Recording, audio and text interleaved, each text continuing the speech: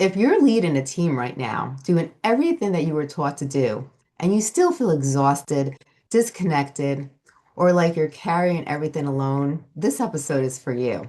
Because the problem isn't that you're a bad leader. It's not that people don't care anymore. What's actually happening is this. The leadership model most people are using no longer works in today's environment. And today we're going to talk about what really does. So you can lead with clarity, confidence, and impact again. Welcome to The Advisor. I'm Stacey Chillemi. This show is about motivation. It's about solving problems, the real problems that are holding people back. Now, my guest today is Jim Carlough. He is the leadership expert, author, and former executive who worked inside a high pressure organization and helped leaders navigate change without losing themselves or their teams. Jim focuses on what leadership looks like now, not 10 years ago. And this is why so many capable leaders feel stuck when they're doing everything right. Jim, welcome to the show. I'm so excited to have you here. Now, I said your last name, but I want to make sure I said it correctly. Is it You Jim you Carlo? you did Carlo, correct. All righty, I got it on the ball. I'm glad. Good, good, good, good. Now, I wanted to start here. I wanted to know if leaders are working harder than ever, and meetings, check-ins, performance, metrics, why do so many people feel overwhelmed and ineffective? It comes down to this. The way we promote people has gone awry. Succession planning is non-existent. Leadership development in most corporations is non-existent. And when a position opens up, we go to that area and we pick the best technical resource in that or performer in that area, and we make them a manager. And we congratulate them, we give them a title, we give them more money, and we send them on their way. And in 18 months, they're burnt out, they're frustrated, they don't understand why their people are quitting. And the issue isn't leadership, it's actually leadership identity. And Mhm. so somebody once told me that my title should be the leadership identity architect. And so I kind of like that. But when you think about it, here's what this problem creates. It creates a terrible attrition problem. Mhm. And I can correlate it, like the company I recently worked for had a 15% attrition rate, voluntary attrition rate. My historical voluntary attrition rate for people reporting to me is less than 5%. Wow. And the framework is the reason. The Society for Human Resource Managers did a study and they listed the top 10 reasons why people are quitting their jobs. And this survey was like a year ago. 8 of them are directly related to leadership. Mhm. 8 of the 10. Lack of career promotion potential, job security, work life balance, culture, the manager themselves, the lack of recognition, the work environment, the role clarity. 8 of the 10. That was the 8, all Wow. related to management. And so, what I have created is a framework that will allow people to be better leaders and to understand what they need to do, how they need to do it, because there's nobody out there that's given them a roadmap. Right. Exactly. Now, what happens if leaders don't address this? Like, what's the cost, like personality, organizationally, of continuing to lead the old-fashioned way? So attrition is not an inexpensive problem. So the same organization that did that study estimates that the cost to replace an individual is between 100 and 200% of what their salary was. Mm. So if you're a 500 person company and you have 10% attrition, which today in this country, our attrition rate is between 10 and 15%. So let's just go with the low number 10. Okay. And if it's going to cost between 100 and 200% to replace that employee, let's just go with 100% of the, so double the salary, $200,000 to replace a $100,000 employee. Right. A 500-person company will lose $10 million in that calendar year by losing 50 people, 10% of their organization. That's a lot of money to be throwing out the window.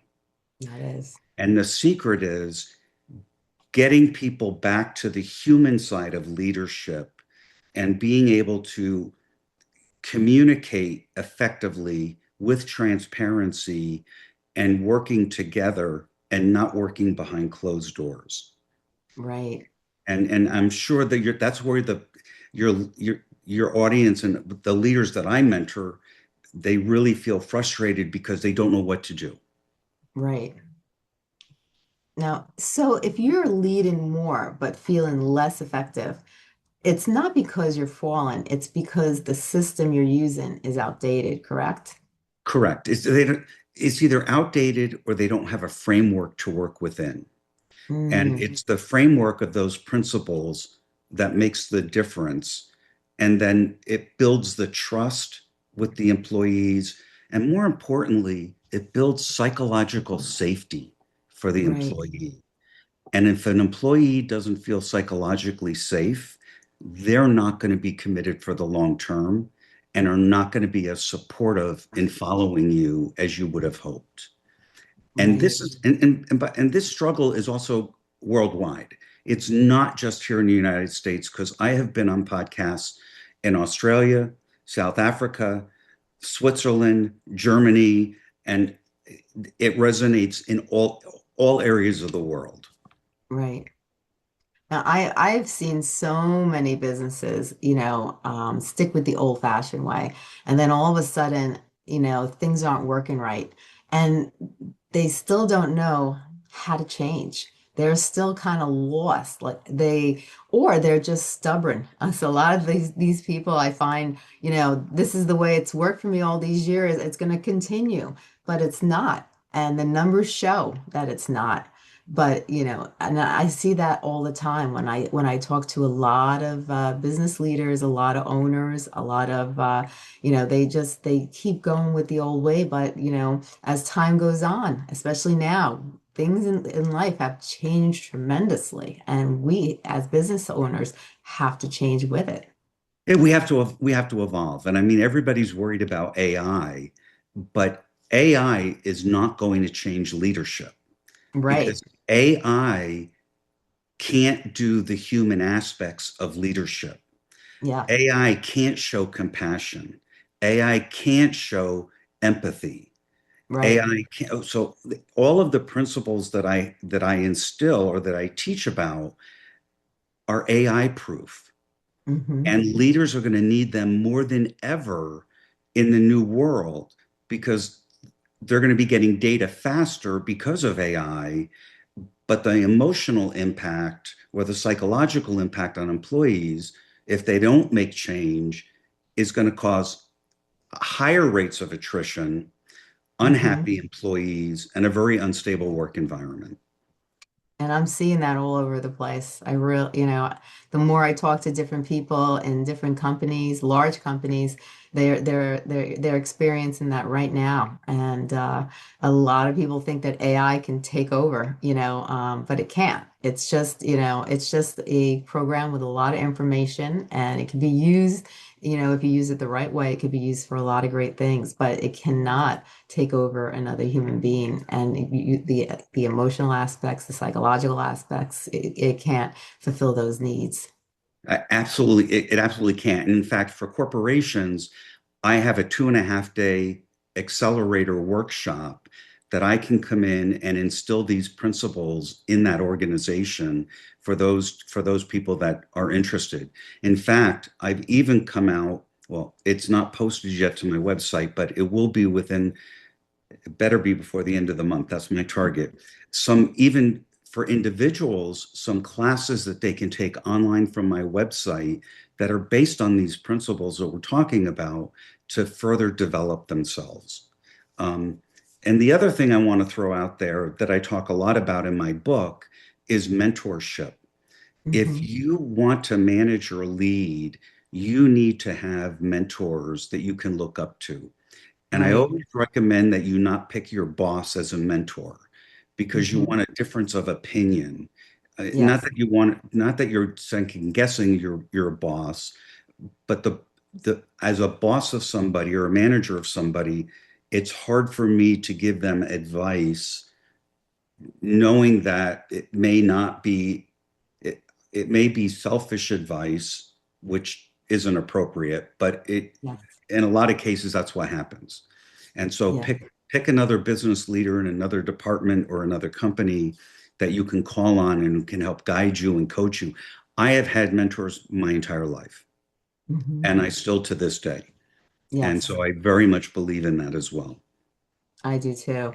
Now, why doesn't the traditional leadership model work anymore? It doesn't work because humans have changed. So if we go back, I'm dating myself now, but if we go back to when I graduated college in 1983, it was still leftover leadership from the 60s and 70s, which was much more authoritarian and much more, okay, Stacy, these are the four things you need to get done today. I'll check in on you later. Right. It's not that way anymore. Today, leadership is more collaborative. Leadership is more, a lot of leaders think they need to know all the answers. I Yeah. don't have all the answers. I can help people find the answers. And that's my job as a leader, as a coach, is to help figure it out. But Right. nobody has all the answers today. And Yeah. so it can't be that simple. Life was simpler in the 60s and 70s. We had our own problems, but life was simpler. Right. And life has gotten a lot more complex as a result of technology, which is great, Hmm. computers, which is great, social media, but there's a lot of things that have happened that have evolved, Yeah. and we have to evolve with it. And so Right. these six pillars that I talk about are truly timeless Hmm. because they're going to always exist, and Yes. there's always going to be a need for them.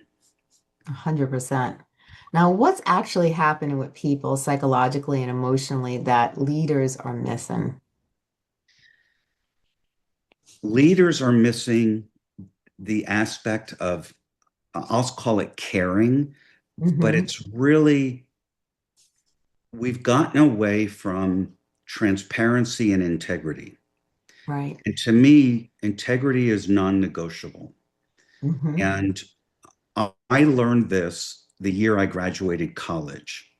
The year I graduated college, I ran for a local public office as a city councilman Yeah. in your state, and and I won at the age of 22. And Wow. shortly after the election, the city manager asked me to come in and meet with him.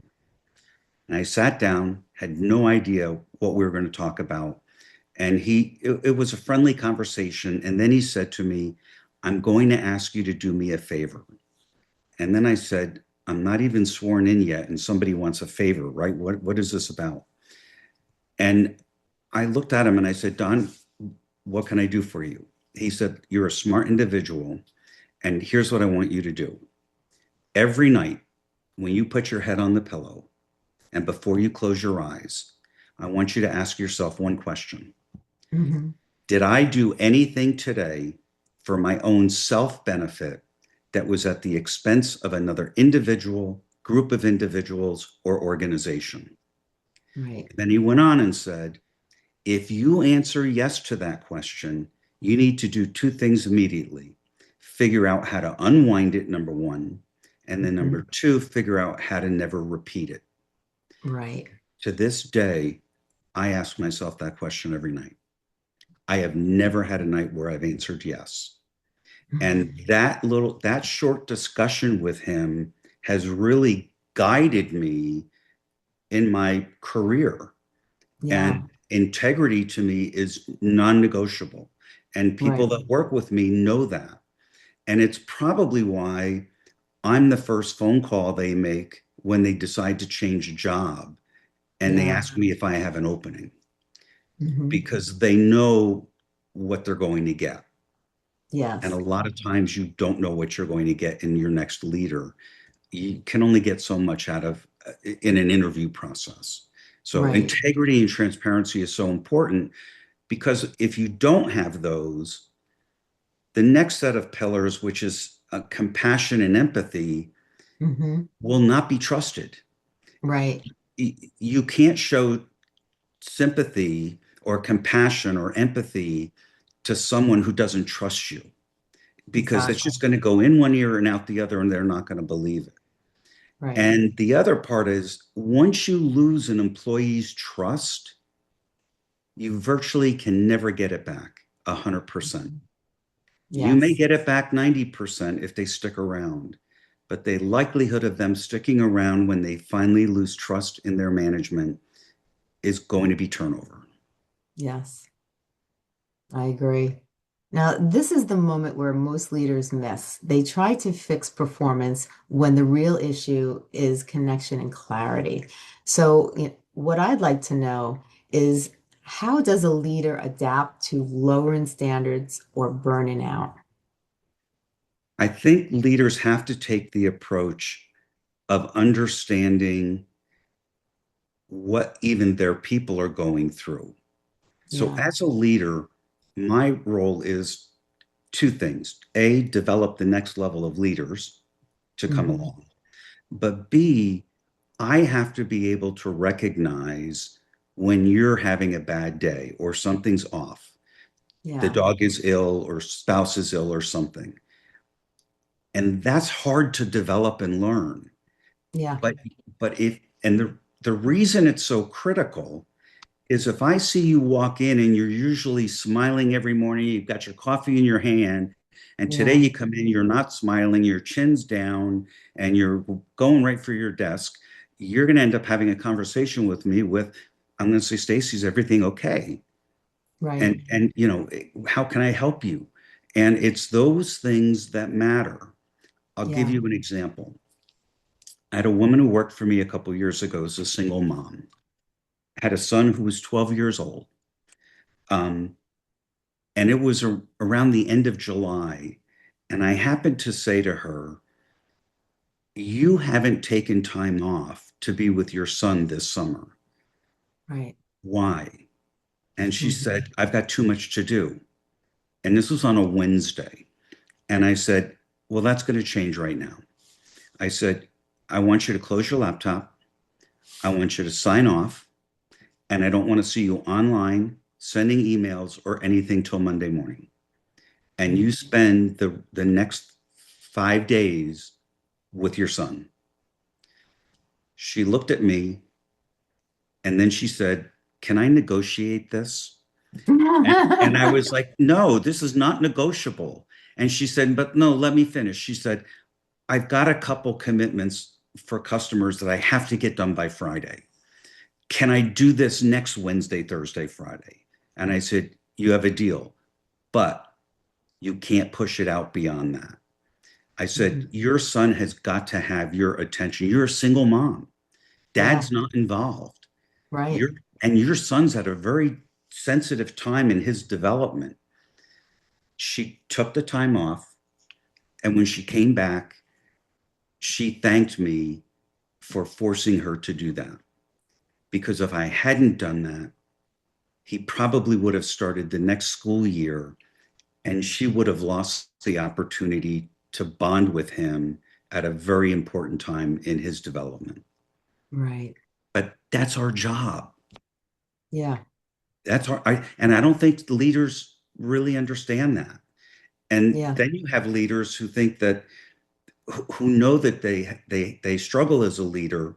So what they do is they keep changing the people underneath them to Hmm. hide their inefficiencies. I call that the changing of the chairs on the Titanic.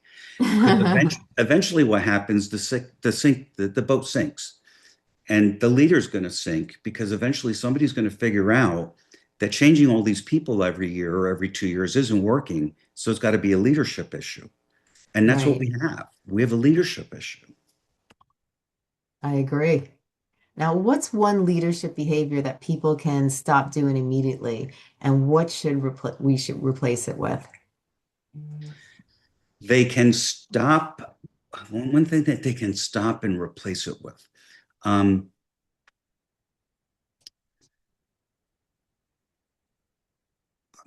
they can replace it with transparency. And the one thing they need to stop is being dictatorial. Yeah. I think people, leaders who are still walking into a meeting with their clipboard or whatever they have and their pad and just saying, this is what we're changing today, and this is what we're doing without evaluating things. The worst thing a leader can do is walk in on his first day and say, we're changing these 6 things. Hmm. First day needs to be, I need to get to understand and know my people. I need to start to investigate what works and what doesn't work. But Right. we have a lot of people who walk in the door and think, I've got my answers right here, and this is what I'm going to do. Right. And and it fails. Yeah. And it fails. So stop being dictatorial, be more transparent, um, and develop a relationship with your employees. Now, I'm not saying a personal relationship, but you need to know your employees. Right. A fun fact: my dad worked in a factory of 1,000 people, and that factory manager knew everybody's name. And I know that because I worked there one summer, because I used to hire employees' kids for summer jobs. Yeah.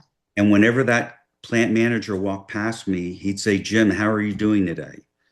And he would, the next person, whoever it was, he knew everyone by name. That's our, Wow. that's our job. We need to know our employees. I love it.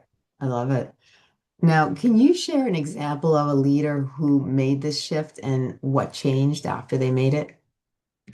Um, I can tell you, everybody that I've mentored, what has changed is they've been more successful, Hmm. they have not burnt out, and they've gotten control of how to further develop their own career and capabilities around leadership. It takes time to build these things, but Hmm. once they're built, it will make the manager's life much easier and the Yeah. interaction with the teams much easier. And so speed implementation is important. Yeah. But one of the things I also teach, and I also have in my book, is I talk about the pillars. I describe how you can implement them, but I Hmm. also give you other people that you would recognize around the world that use that same pillar in their management style. Hmm. And because I don't want to be thought of as the guy with all the answers, I don't. This has been successful for me, but it's also been successful for other people.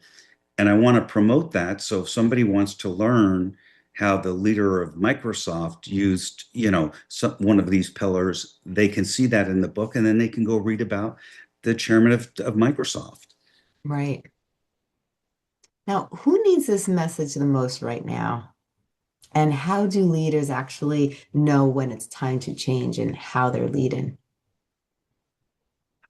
I, I think when they start to feel burnt out and when they feel that they don't have a true identity of Hmm. leadership, or they feel the imposter syndrome, or they feel that their employees are not responding to the requests of whatever the goal is.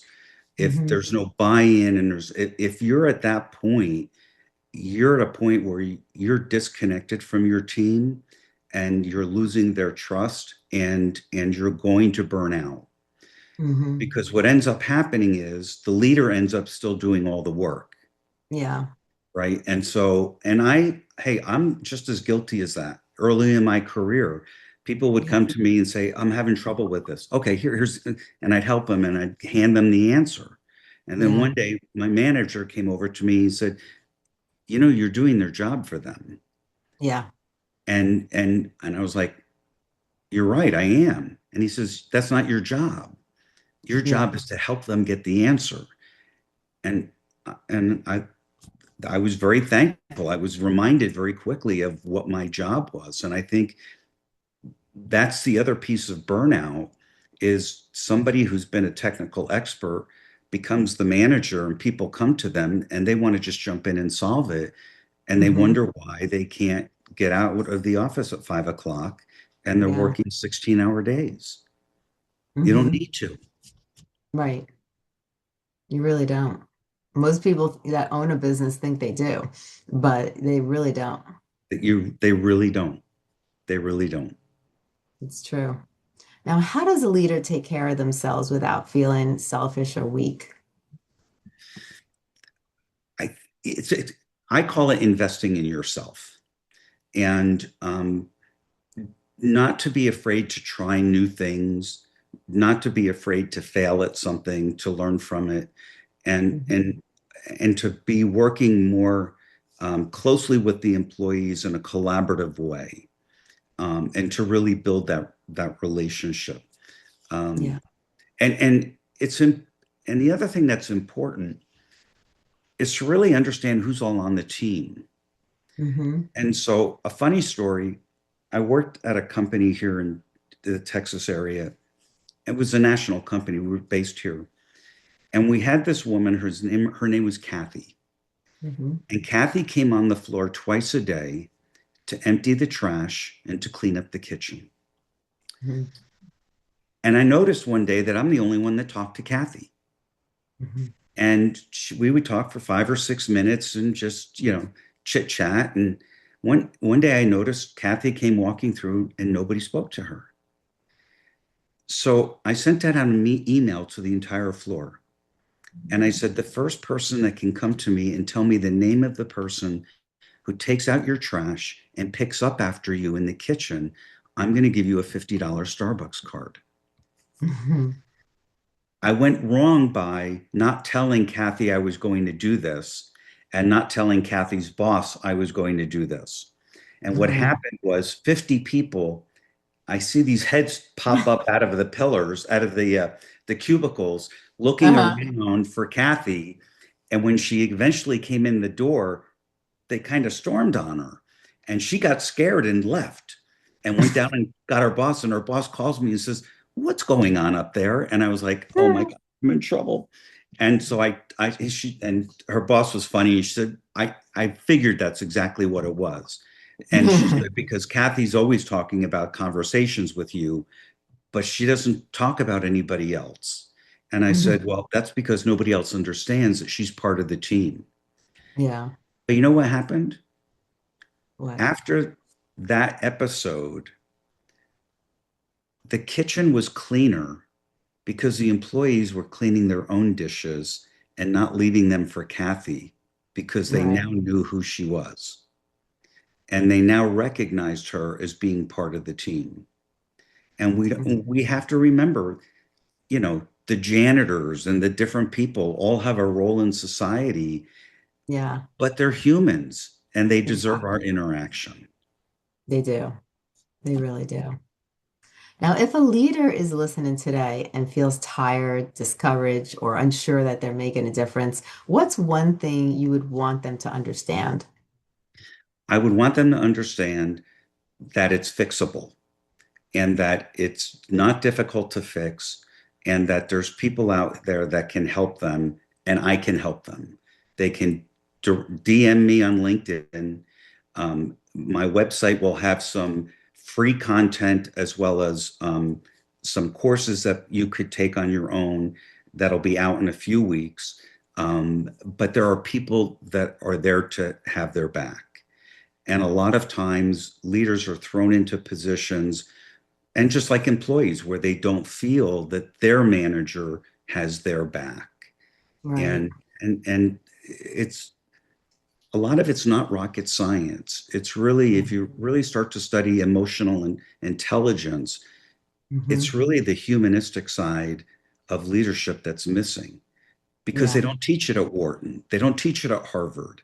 Yeah. Nobody gives you a certification in humor in Yeah. business, right? Mhm. So these are all things that are important, and it's okay to be stressed it's not okay not to fix it. Yeah, Be- because if you don't fix it, you're going to be looking for a new job because you're very unhappy. And if right. you're very unhappy, I guarantee your employees are very unhappy. Exactly. Exactly. Now, you've written a book. Can you tell us the name of the title and what it's about? Sure. The name of the book is The Six Pillars of Effective Leadership, a Roadmap to Success. And what it does is it goes into the six principles we've been sort of talking about in detail.